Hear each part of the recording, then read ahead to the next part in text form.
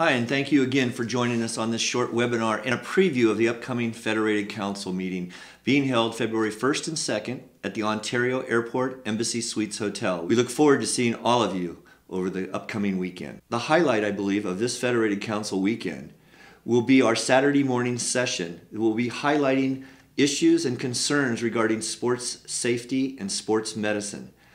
Across the state, we may disagree and argue over playoffs and entries and tiebreakers and all types of rules.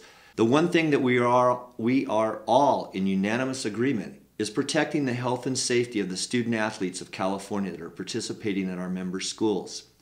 On Saturday morning, we'll be discussing and reviewing and highlighting a lot of important issues that are facing our kids and you at our member schools in regards to sports medicine. Dr. Cindy Chang and Dr. Tracy Zadlow, two of our leading members of our Sports Medicine Committee, will be there to share with you their expertise and hopefully help paint a vision of the future and the steps that we can take as an organization to minimize risk and injuries to the students that we serve. The Friday night dinner will be highlighted by Dr. Cindy Chang. Dr. Chang, as many of you know, and has been involved with us at the Federated Council in the past, she was one of the leaders for the state CIF in our concussion management program.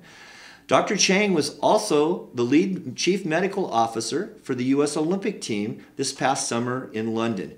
She'll be joining us for dinner and sharing some of her more memorable moments at the Olympic Games. It should be a fun and enjoyable evening for all of us. There are two voting items coming up at this Federated Council meeting. All of you should have received your packets back in December. If you have not received these materials from the State Office, please contact Jade Chin here at the State Office immediately. The first voting item deals with the gender identity participation. It has always been the position of the State CIF and especially our Sports Medicine Committee that we should be trying to provide every opportunity for students to find avenues and able to participate in high school sports. It is such a positive avenue. We have student athletes, students in California that are transgender athletes, students. And sometimes these opportunities are difficult for this type of individual to be able to participate in high school sports. We believe this type of policy helps show that California is a leader across the nation in providing an opportunity and a pathway for students to be able to participate in sports.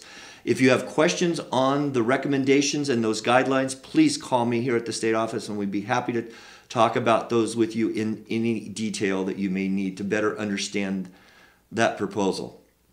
The second proposal is a revision of Bylaw 510, the wording on undue influence.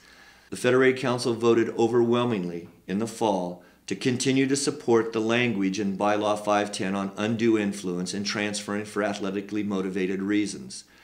But one of the highlights that came out of that proposal is that we needed as an organization to better define the language behind and the understanding of undue influence. The commissioners, all 10 section commissioners, have worked hard for the last 18 months or so trying to develop more clarity and definition.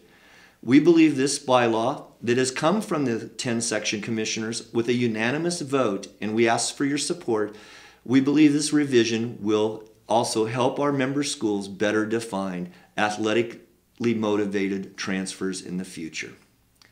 Thank you. We look forward to seeing you at the Federated Council on February 1st and 2nd.